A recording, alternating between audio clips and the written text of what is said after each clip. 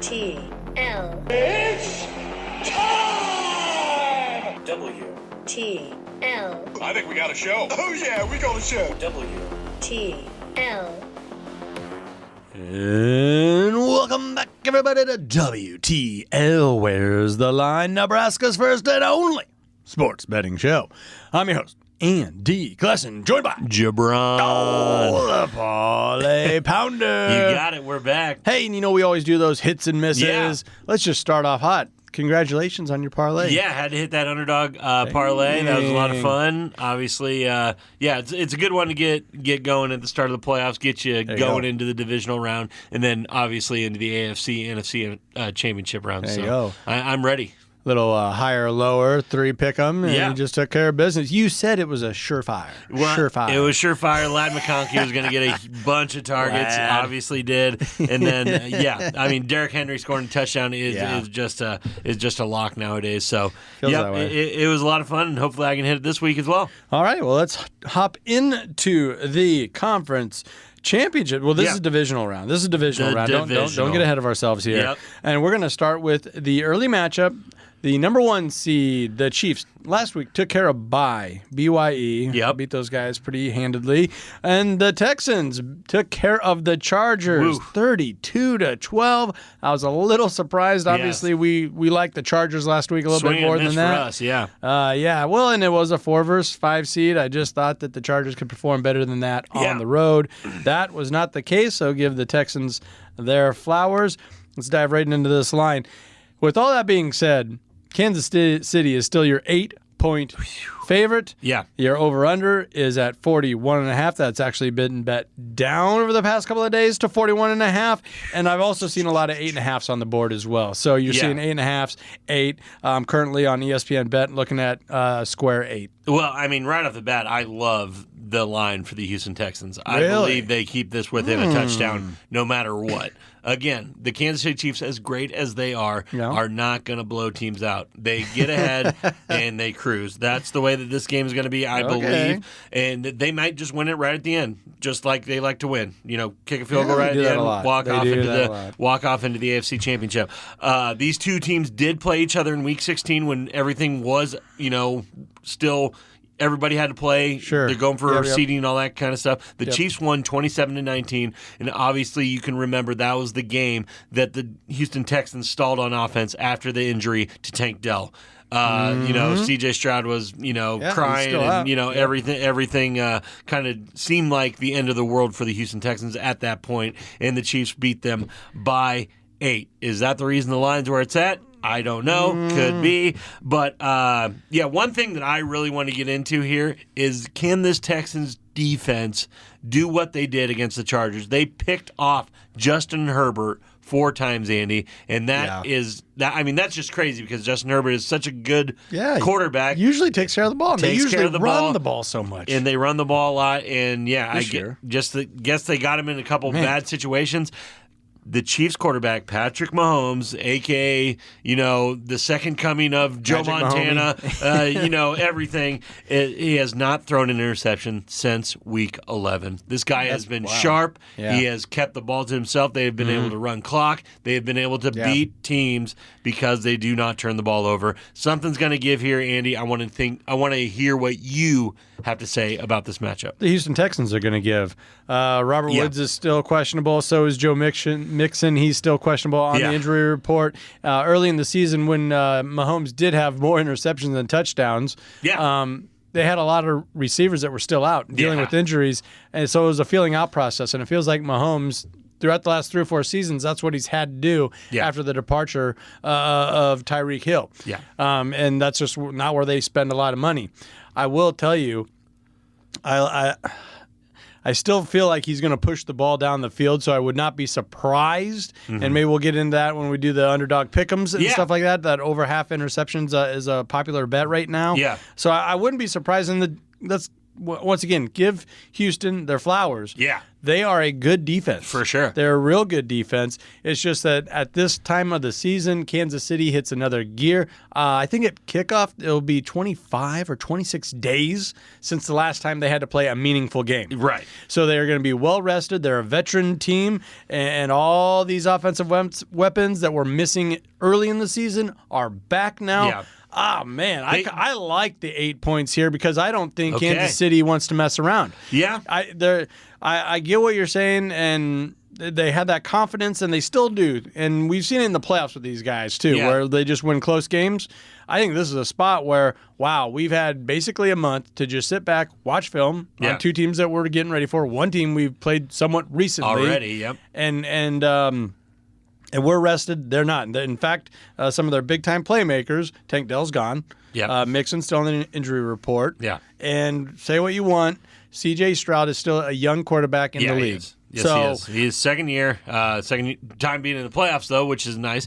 But, yeah, no, I like what you're saying there, Andy, and I do believe that the Chiefs are going to come out with a little fire, obviously. Mm-hmm. And like you said, they are loaded up from top to bottom. Yeah. They got, obviously the veteran Travis Kelce's Pacheco's back. Pacheco's back. DeAndre Hopkins, Hollywood Brown, Juju Smith-Schuster, and the Justin Watson and Noah Gray, the clones of Travis. I think D-Hop's going to have a coming out party. I do, too. And that's what I was going to go into, and we'll probably talk about this in Underdog. Like you said, D-Hop's receiving yards are all the way down at 29.5, Andy. Yeah. And I like that, and I love what you just said about Isaiah Pacheco. He's all the way down at 40.5 rushing yards, Andy. Yeah. If they do get a lead on the Houston Texans, he is blowing this out of the water. Yeah. He's probably going to get this no matter what, but Isaiah Pacheco over 40 yards is a great play right now, and I believe it will rise the closer we get to Saturday. Yeah, get up by 2 scores and then kind of salt it away. No doubt. That could obviously allow for Houston to get a late score and then cover. Yeah. I'm not opposed to that, but as of right now, I like, especially since it's at that square, I like the 8. I like Kansas City. Okay. I'm across the board. I do think CJ is going to make enough plays to get them in the realm of possibilities, probably throws a pick late, and, Mahomes kneels it out. Real quick, 41.5, what are you thinking? Yeah, I think over. Okay. And I think Houston is going to score points, and then the Chiefs are just going to be like, okay, we'll score. Yeah. We'll score. Yeah, I do believe the over is a good play. It all depends on how. It really depends on how early Houston scores. No doubt about it. Because if Houston scores in that first quarter, then that wakes up Kansas City like, okay, now we got to play. We got to play. So I do believe it's going to be like that, and that's the reason I'm pushing that over. Yeah. Okay, well, let's move on over to the divisional round in the NFC. Saturday, the nightcap, 7 o'clock kickoff on Fox. Your Washington Commanders out of nowhere. Yeah. Congratulations, Dan Quinn, Jaden Daniels, that whole crew. That was a feel-good story. And maybe the most feel-good, the feel-gooder story. Yeah. Detroit Lions. Woo. They put it together. 2 seasons in a row. They are 15-2 overall, and they are coming off of a bye, taking on the Commanders, who won a thriller. They won a thriller over the Buccaneers on the road. Wow, did that young team show a lot. I just feel like this storybook. Is it closing? It has to close sometime, doesn't it? Everybody was saying, last week, this is, at least they made it. At least the Commanders, Jaden Daniels, they made it to the playoffs. Yeah. That's such a, hard thing to do, especially with a rookie quarterback. But I'm looking at this team, Andy, and the way that the Lions are obviously dangerous. They are, a favorite in the NFC to go to the Super Bowl, all that all year long. But I do believe they do make a lot of mistakes as a football team by maybe just gambling because they're so good and so, so confident that they can make some mistakes. Sure. So I do like the Commanders to cover because it's 9.5. It's 9.5. Yeah. I think the Commanders make this a game. I know a lot of people out there would be like, are you kidding me? Like, the Lions are going to run right through them. There's a couple key factors that I believe the Commanders rank first in the NFL in fourth down percentage. 87%, Andy. When they go for it on fourth down, they make it. They have really good plays drawn up. I believe that's going to come into a factor. Telling the Lions to hold my beer. And the Commanders rank first in the NFL in average points scored in the fourth quarter. Okay. This team scores in the fourth quarter, even if they get down. Saw it last week. They can get in a mode where Jaden Daniels running free, finding guys downfield. Yeah. This is a good offense. I like the Commanders to cover. And this total is at 55.5. Yeah. I know it's a lot of points, but when you start to look at it, Detroit almost welcomes the track meet. They love it. Yeah, they're not against winning 48-42. We've seen plenty of those games with Detroit these past 2 seasons, really. Exactly. And Commanders, they'll do whatever they got to do to stick in this stay thing. alive. And if it does get up to that much, obviously the over will hit. Yeah. But I'm thinking with you, the Commanders can cover this 9.5. Yeah. Where I wasn't scared as much on the AFC side of a big spread. Here, I am, and I love Detroit, and I love what they've been able to do, but sometimes you got to go with the hot hand, and I'm not saying an outright win for this young Commanders team. It could happen, though. But I do believe in the cover. Yeah, I love the cover, Andy, and like you said, the Lions rank first in the NFL in points per game, obviously, with 33 points per game. They are awesome. They pound the rock. Jahmyr Gibbs, obviously a huge factor. One thing that I want people to kind of think about when you're going into betting, the Lions running back David Montgomery is expected to return after a 3-game absence. So look at maybe his underdog there. I think it's sitting at like 47.5 rushing yards. I believe the under in that is gonna happen. Still the under. Yeah. I think the under on that, just because it's his first game back. Yeah. Jahmyr Gibbs is going absolutely insane. Wow. They would have to be crazy. Yeah. Like if Gibbs would have to get hurt or something would have to catastrophic for Montgomery to get the carries that he needs to get 50 yards. I believe the under is a very good play in that. Yeah, and Daniels rushing is still right there around 49.5. He is their leading rusher for sure, season-wise. No doubt. And just had a fantastic season throwing the ball as well. 3,568 yards. I just looked it up right here. Yeah. But Goff still has him by about over 1,000 yards. Oh, for sure. Yeah, Goff is just one of those guys that's never going to get his credit because the team is so good around him, and he's just not flashy and all that kind of stuff. Yeah. But he's led a team to the Super Bowl, and he could do it again. I like the over, and I like the Commanders to cover. I have to agree with you. Commanders, one more time, give me the cover. I don't need just to win. I want them to win. Oh, there's a lot of Lion fans out there. You heard the horn. That means we're up against them, but we gotta take a minute to recognize one of our fabulous partners, and that is the Stock and Rod Company, an outdoor lifestyle brand for those seeking adventure. Whether it's hunting, fishing, hiking, they got you covered. Visit stockandrod.com to get your wild game on. Don't go anywhere. This is WTL.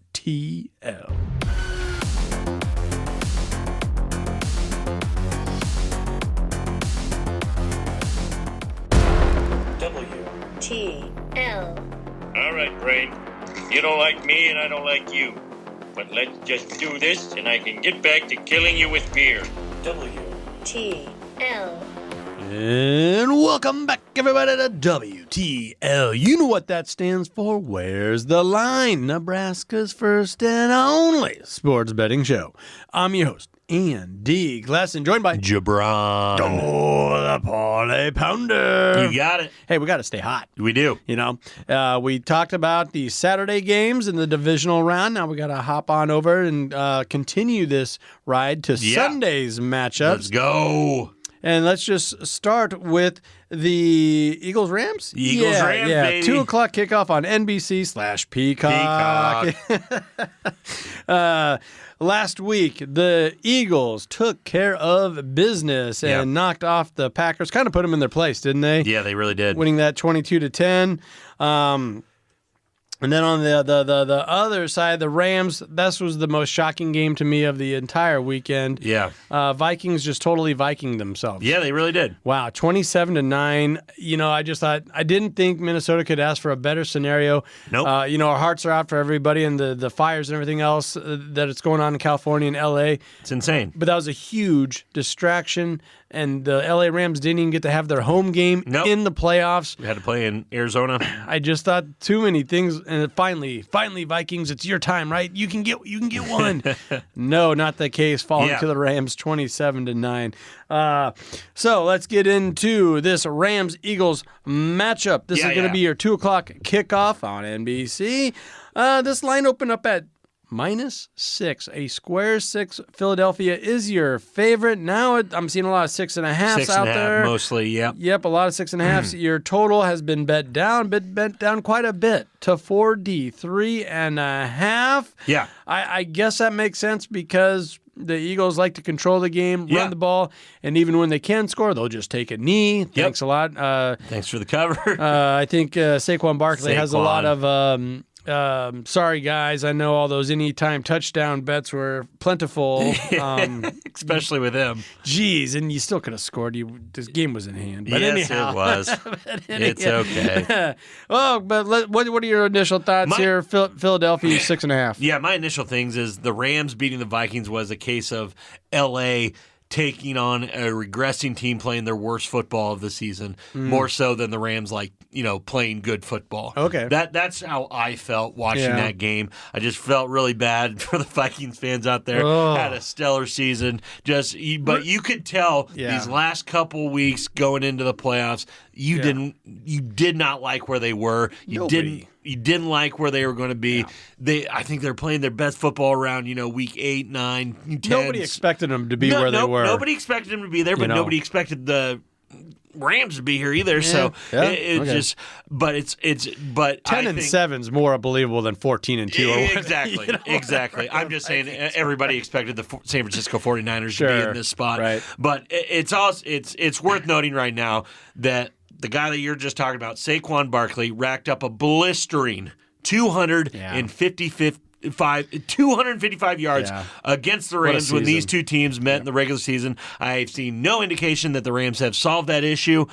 Philadelphia is too complete of a team, the Rams to deal with. Yeah. I believe they smoke them. I love the 6.5 going Philadelphia's way. Yeah, it's that offensive line, right? Of course. Shout out Cam Jurgens. Shout out Jurgens. They'll pride of Beatrice. Yes. No, but really, they will play bully ball and they'll push around that defense. Yeah. I know the Rams have had a pretty good defensive line over the years, but AD is gone. He's gone. So let's call it what it is.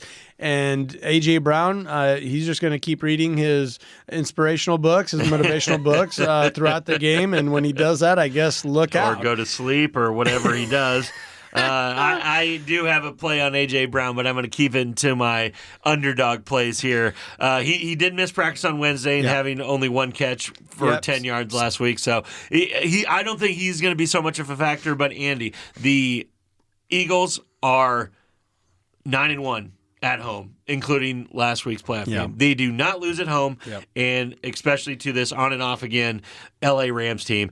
Quarterback Matt Stafford threw for 250 yards in 7 games this year, but hasn't gone for more than 220 in his last 4. He is not playing his best football right now, and that's what they need him to do. If the Rams have any shot of winning this football game, it's going to have to be Stafford, it's going to have to be Kupp, and it's going to have to be Puka. And they are going to have to put up huge numbers like the numbers you saw him doing when they won the Super Bowl or when they made the Super Bowl. Right. And it does feel like Philadelphia has kind of gotten better. Well, obviously they're 14-3 overall, so they've been pretty darn good all season long. They're exactly where we expect them. But do you expect them to win by a touchdown, by 7 points? I do. I expect the Eagles to win by probably more than a touchdown, if not 2. Wow.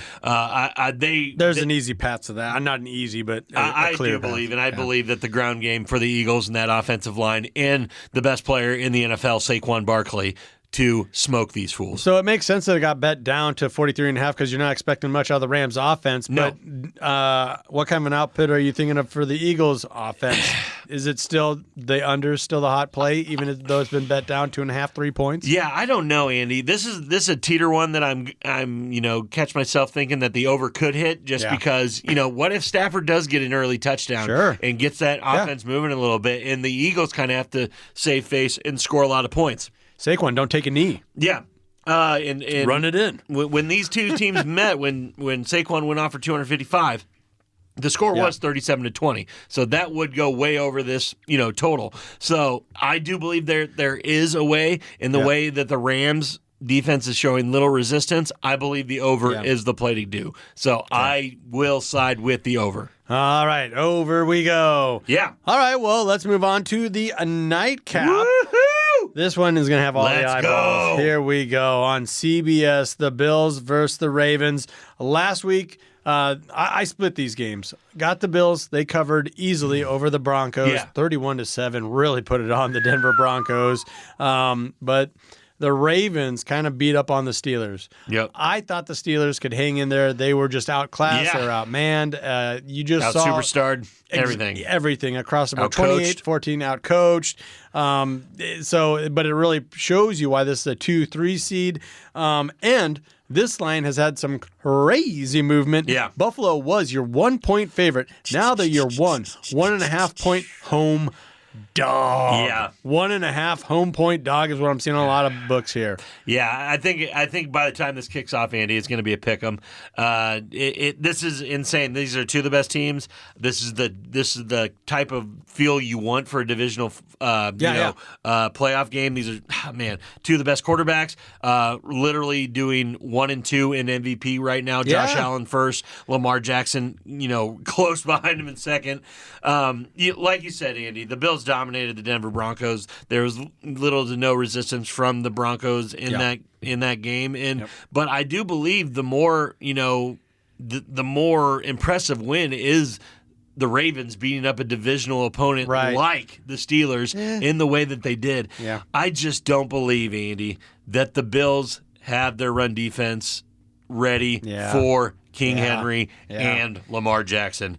The last time these two played, Andy, Derrick Henry had 24 carries for 199 yards. It was a bloodbath. It was a bloodbath, Andy.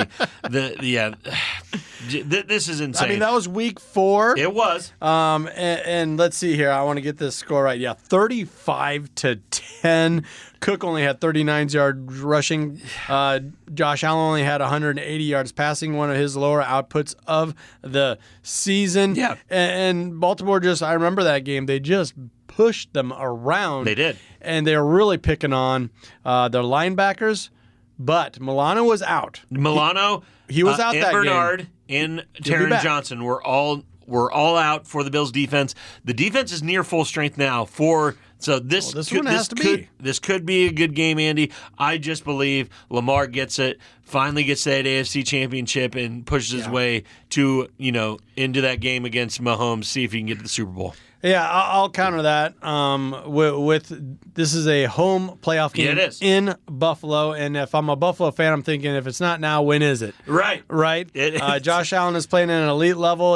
And there's all these cybermetrics, when you get into second, third level stats that show you just how valuable he is to that team, and if he doesn't play well, they lose. That's all there is to it. That's all there is to it. Baltimore can overcome Jackson having a bad game, or Derrick Henry only rushing for 100 yards. Right. Like, they can overcome those things. They have a better defense. Yeah. With all that being said, I still like the Ravens to cover. Yeah. Going on the road, covering the 1.5 right I here. just love that this is the game before the game, Andy. This is we're literally getting this could be the Super Bowl. We're getting literally an AFC Championship game before the AFC Championship game. Like, who wants to do this next week against Kansas City? That's what I'm looking forward to. It's going to be so awesome. And I am going to bring a few stats in here, Andy. Oh, let's hear it. The Derrick Henry at 95 yards rushing at Underdog right now is, I believe, insane. He should be well over 100 for the higher or lower. I'm plugging way over 95. 86 yards on one play last week. Exactly. One play. And 199 against them in week 4. So I just believe that's my surefire for the Baltimore Ravens. Obviously, Lamar Jackson to get in the end zone is another one. So, but I think a lot of people are downplaying James Cook in this game. So, like you said, didn't have a very good output in week 4. I believe he bounced back in this game and has a really good showing. And I'm going to throw one of those at you in the last segment for Underdog. That total has stayed right there at 51.5. It does feel like throughout midway through the third quarter, through the fourth, we're going to see fireworks. Yeah. I could see this over hitting. I do believe the over does hit, Andy. Yeah. Like I said, these two are going to leave it all out there. Both quarterbacks are going to be trying to score points. And, I believe the over hits, and it's going to be one of the funnest games that we have seen thus far in this NFL playoffs. I would have to agree. Yeah. There's a horn. That means we're up against it, but let's take a minute to recognize one of our fabulous partners, and that is Underdog, where you can win while watching your favorite NBA players and games. Just pick higher or lower on your favorite player stats, get it right, and you could win up to 1,000 times your entry. Download the Underdog app. New customers get up to $1,000 in bonus bets or bonus credits instantly. Don't go anywhere. This is WTL.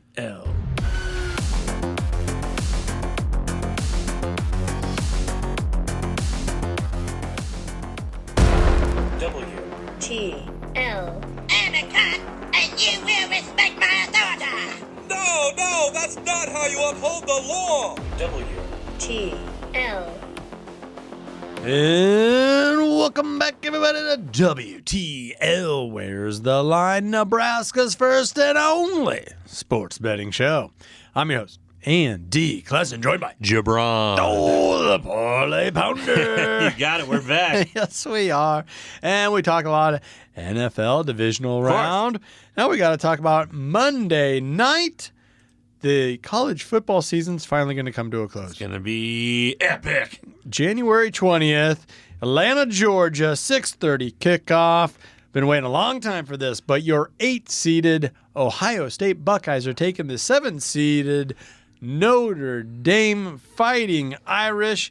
And Ohio State, it looks like it's settling in on a square 8. 8-point favorite here. Your last 6 college football championships have all been blowouts. Yeah. And a lot of people and the odds makers are saying, well, this is going to be more than a touchdown as well. Yeah. I'd like to hear your initial thoughts on this one. Well, yeah, I think my initial thoughts is that this should be a blowout towards Ohio State. I thought the same thing last week when Penn State got matched up against Notre Dame. I thought Penn State should be able to handle these guys through and through. I know that they have a very good defense, but I just don't believe that their offense can keep up with the likes of these teams. That being said, I do see how they got here, the path, all that kind of stuff.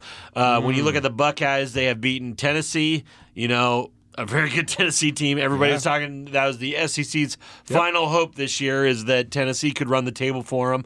Oregon, only undefeated team that made the college football playoff, and then Texas, which, was the, everybody was talking about Texas this year. So I do believe they have the best resume going into the game. Obviously, Ohio State, I think, has had the toughest path towards the college football playoff, being the 8 seed there. On the other side, you got the 7 seed, 14-1. Notre Dame Fighting Irish have beaten Indiana, Georgia, and Penn State. 2 of those games, I have to, just kind of put an asterisk right by it. Georgia, obviously playing without Carson Beck. Right. And Penn State, I believe that they played their worst football of the entire year. I saw a stat where Aller didn't even complete a pass to a receiver. Absolutely insane. Still only beat him by 3. In the way that they were set up right out the get-go, Indiana, a lot of people, congratulations, Hoosiers, on having a good year, but everybody was still calling you pretenders, which you were.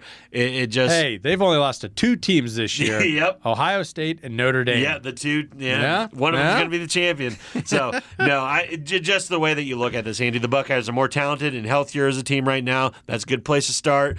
The lull on offense, if you can call that, 28-14 output against Texas, probably caused some, a little bit of a scare for some Ohio State fans. That was a flip 'em with about it was a coin flip type of a game with about 2.5 minutes left. Texas was right there, but you had that goal line stand. But that wasn't by accident. Ohio State has had a number of goal line stands. Yeah. In fact, that defense, that's kind of what, they can stand tall. Yeah. Yeah. You got to credit the Longhorns, who had the best, had one of the best defenses in the country and neutralize star receiver Jeremiah Smith. And that is exactly what Notre Dame's going to have to do to stay in this game. That's not how they play. That is not how they play. They love to play man-to-man. Correct. Man up on the outside where Texas is full bracket, 2 safeties over the top. The only time Ohio State had trouble was against defenses that like to play that Tampa 2 safeties over the top. That's not what Notre Dame is known for, and that's not their comfort zone. Also, Notre Dame, they've been dealing with injuries on the defensive side all year long. Yep. And all these articles I'm seeing out of the Indiana area is, well, it hasn't hurt us yet. It hasn't hurt Notre Dame yet. Yeah. Well, it's going to hurt you sometime. And I think, how about the last game of the season against the star-studded front? Offensive line, defensive line, Ohio State sending all these guys to the league, wide receivers. It's just, okay, let's say Notre Dame somehow figures out, they're like, you know what, we're just going to shift gears. We're going to do something we haven't done all season long, and that is we're going to play a base Tampa 2. We're going to have 2 safeties over the top to try and neutralize, which even if you do that, these receivers are really good. Yeah. You don't think those 2 running backs for Ohio State are gonna make you pay for that? No. Sending an extra guy in the back? Yeah. They're going to – with the Ohio dinged up State's D-line. thinking the same thing that we're thinking right now. There's no way. In Notre Dame last year, everybody's been saying this too, that a year ago in South Bend, Marvin Harrison Jr. was held to 3 catches for 32 yards. They've seen it. Ohio State's have seen it already. This isn't obviously what's going to happen. I'll tell you the more problem for Notre Dame is they have to excel on the offensive side of the ball. They have to get Mr. God dang, what's his name? Riley Leonard. They got to get him going, Andy.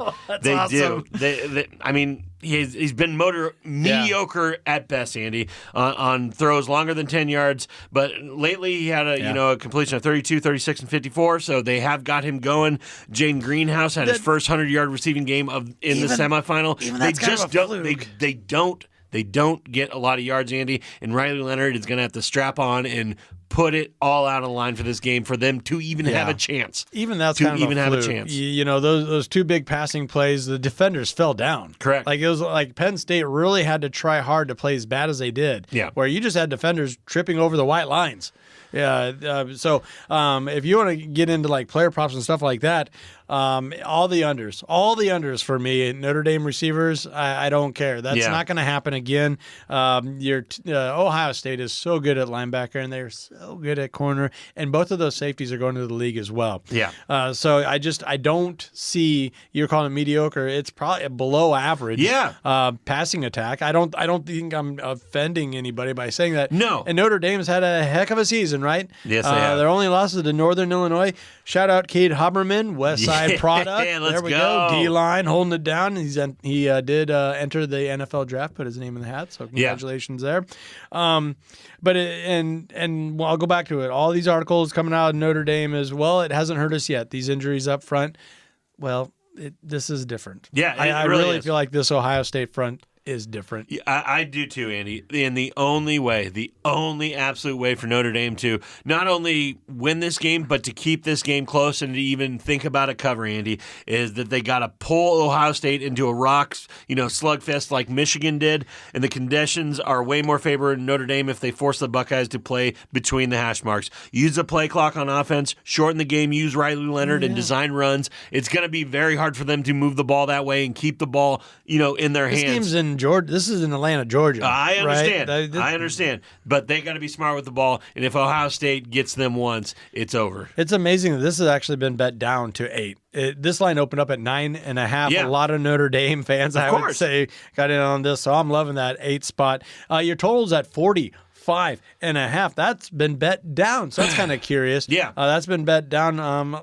47, 46.5 to where a lot of books opened up. Well, I think that's what I was just alluding to, Andy. If people are betting Notre Dame, and the only way that Notre Dame stays in this game is if Ohio State doesn't score as many points. I think the only way Notre Dame can win this game is if they turn them over, which they are plus 17 in the turnover margin. I get that. I get that. But even if they do, they got to score.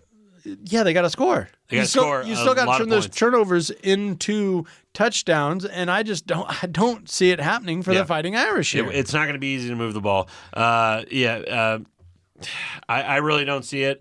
A lot of people are saying, look at the last 2 times they played them. They held Ohio State to 17 and 21 points. This is a different team. This is a different year. They haven't beat Ohio State since 1936, right? So, I mean, I think I heard that. Yeah.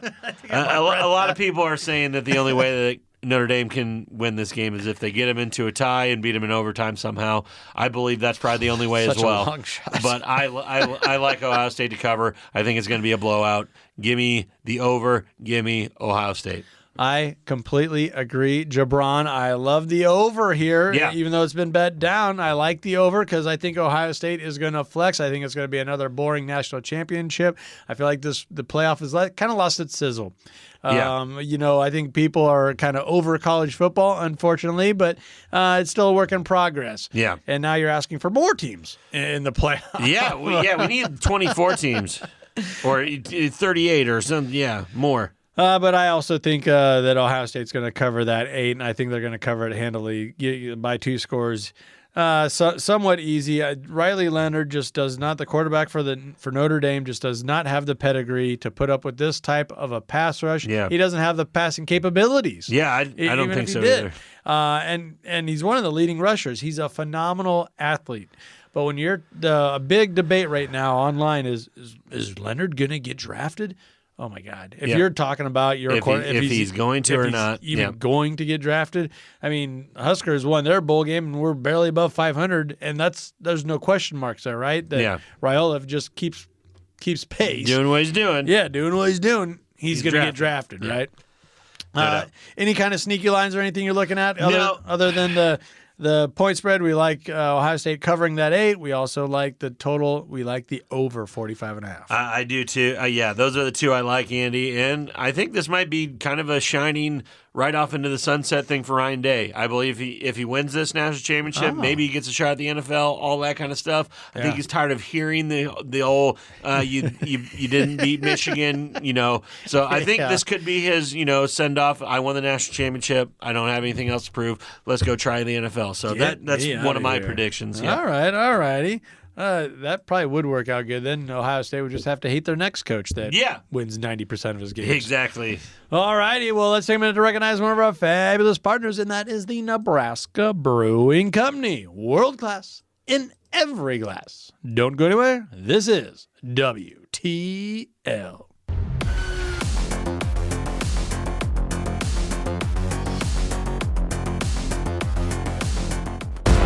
WTL. Capitalism is the only way, Leslie. It moves our country forward. It's what makes America great. And England okay and France terrible. WTL.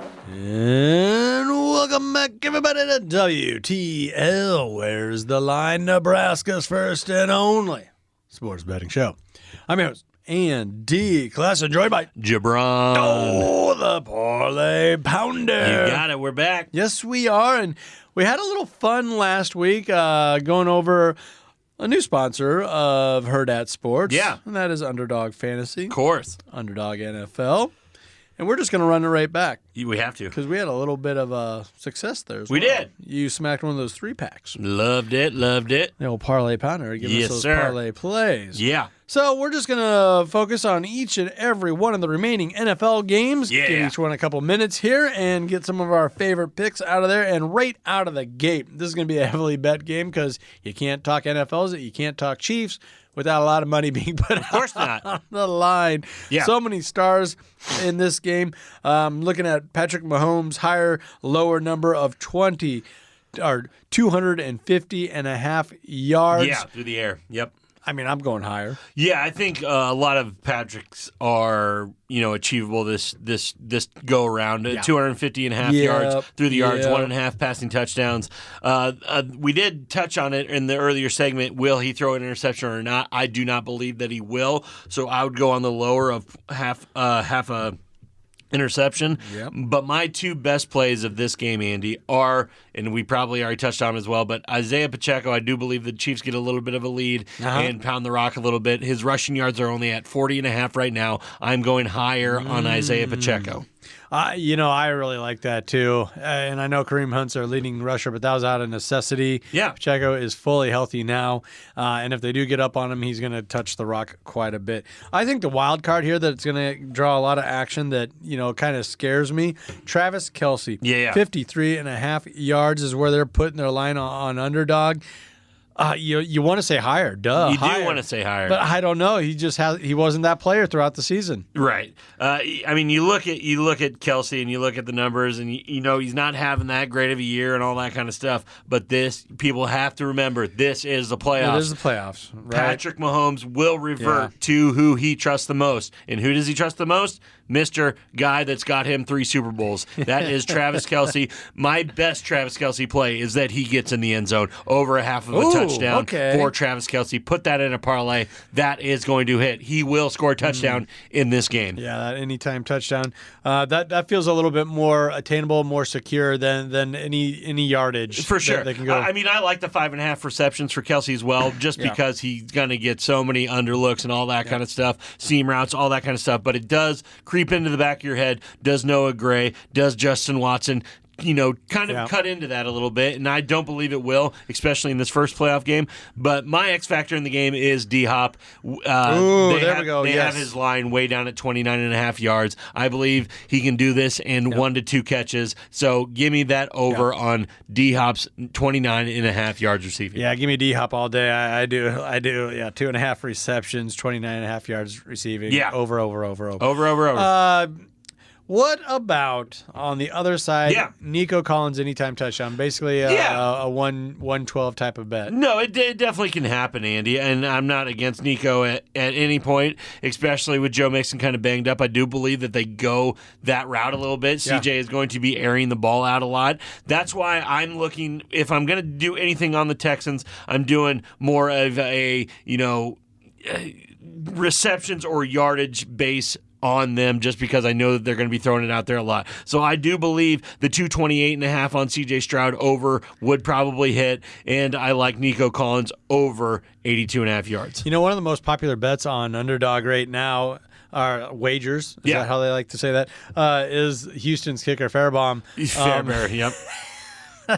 Over 6.5 points. Yeah. But field goals made is sitting at 1.5. So I'm thinking, hit that 1.5. Yeah. He's got to hit the 1.5. More than 1.5, right? That just shows that they think they're going to score a lot. But I do like the over 1.5 field goals made for the Texans. I believe they do stall a couple drives. That's why I don't like that Nico anytime touchdown as much as some people. Yeah. All right. Well, should we move on to another matchup here? Let's do the Commanders. Lions hosting the Commanders. Yeah. Right off the gate, I think there's going to be a lot of points scored here. A lot of points, a lot of fun. For sure. And the first thing that I'm going to go off on is Mr. Jaden Daniels. That is the draw to this game for the Commander side, obviously. Including the playoffs, Daniels has recorded at least 10 carries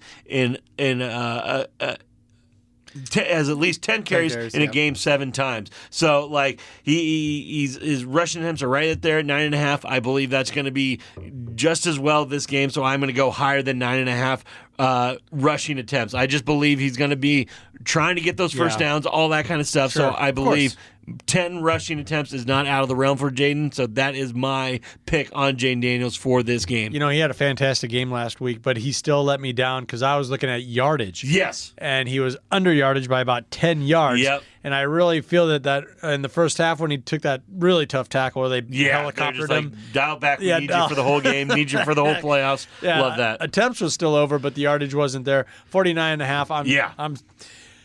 You like to think that he should get that, and more times than not, he did get that throughout the season. But in this spot, I don't want to get burned twice in a row. I'm not going to bet Jaden Daniels rush yardage. But my other play for the Commanders, Andy, I believe is Scary Terry. I believe he's about to have another great week. He's been there through the lows of the lows for the Redskins, Commanders, the football team, all that kind of stuff. I believe he's going to have a crowning achievement here, have a huge game. I like the 68.5 receiving yards, but what I like more than that is the 5.5 receptions. There you go. Yeah. He is going to be smoking Terry.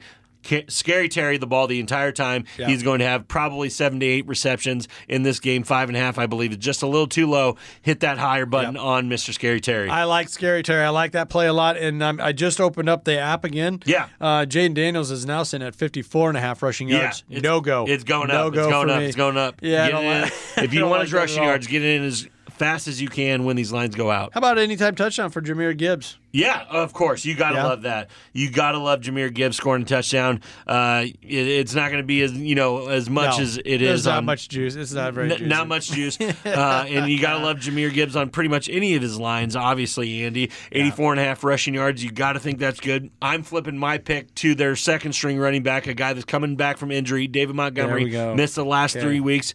touched on it in an earlier segment, but lower than 47.5 for rushing yards, Andy. I believe he comes nowhere near this. He would have to bust one, and Jameer would have to be having a bad game or something like that for him to get a lot of touches in this game. Under 47.5 rushing yards. I believe he can score in this game because he will get in there in those 5-yardage situations, all that kind of stuff. Yeah. I do not believe he gets 47.5 rushing yards. Go the lower on that. Yeah, I could. There's a definite path to that.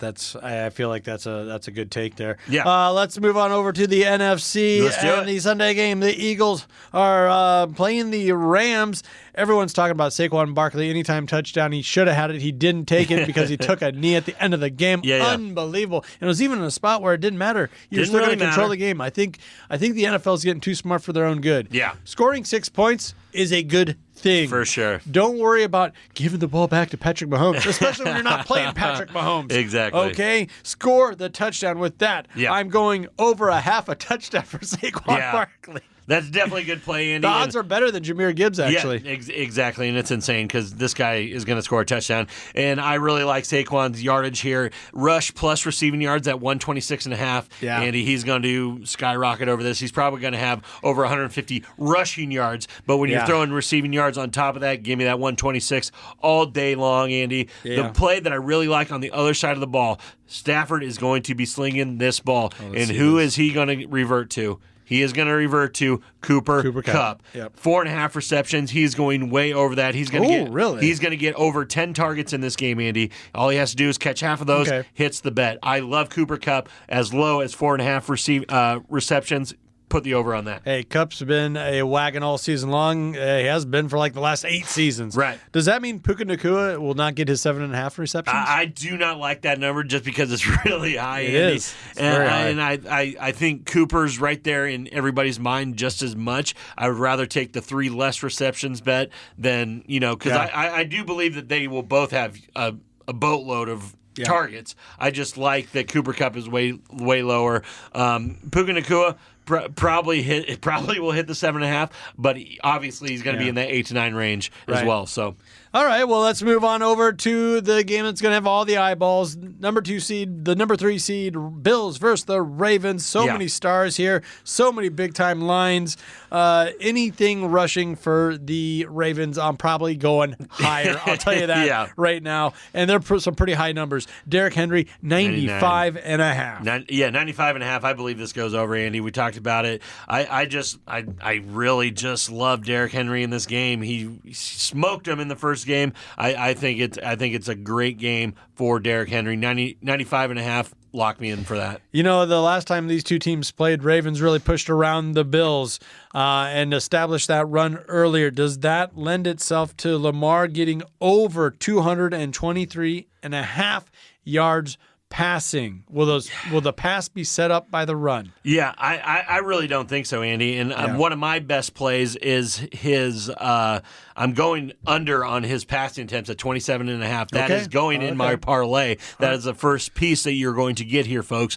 But I'm going the under on that 27.5 just because he really doesn't hit that all that often, Andy. Yeah. And especially in a game like this, he's been an effective passer, but in Baltimore, they rely on their ground game, just like you said. The reigning MVP has thrown for 25 or fewer passes in 4 of his last 5 games, which includes just 21 pass attempts against the Steelers last week. I believe it's going to be about the same type of game for him, and he's just going to be running all over the place. So give me 27.5 under passing attempts. All right, you heard the horn. That means we're up against it, but we cannot leave you without the Parlay Pounders Parlay Play. Okay, yeah. You just heard the first piece of it. It's Lamar Jackson under 27.5 passing attempts. My second one is a guy in this game. We're talking James Cook. Higher 2.5 receptions here, Andy. Okay. I believe he had such a bad outing against him in Week 4. He's going to be looking for that, and I believe that they're going to be doing a lot more checkdowns against Baltimore's kind of stingy defense. So I like the pick over 2.5 receptions for James Cook. I'm rounding this out with A.J. Brown, Mr. reading the playbook or whatever he was on, inspirational, under 70.5 receiving yards, Andy. Only had one catch for 10 yards last week. I don't believe anything gets better for him in this matchup. And, he's questionable as well. So I think he's still lingering on a little bit of a injury. And, under 70 yards. Yeah, I don't believe it. And this defense didn't give over 65 to any Vikings receiver last week. So there you have it. There's a clear path for AJ not to get that. Exactly. These 3 picks all together on Underdog you put 15 on it to win 116. Love those odds. Love it. All righty, well, that'll about do it for us here at WTL. Be sure to give us a follow, a like, maybe even subscribe. Check us out on YouTube. We're also on ESPN Tri-City Radio and their Facebook page, putting out short videos there. And we are on Twitter, putting out picks every so often. X. And short videos as well. Yeah, it's X now. Yeah. And you're holding down the old TikTok. Why we still have it around? Of course, yeah. At WTL Sports Betting, putting out parlays and picks on all of our weekend big games. For JaBron, the Parlay Pounder, I'm Andy Classen. Thank you for listening. This has been WTL.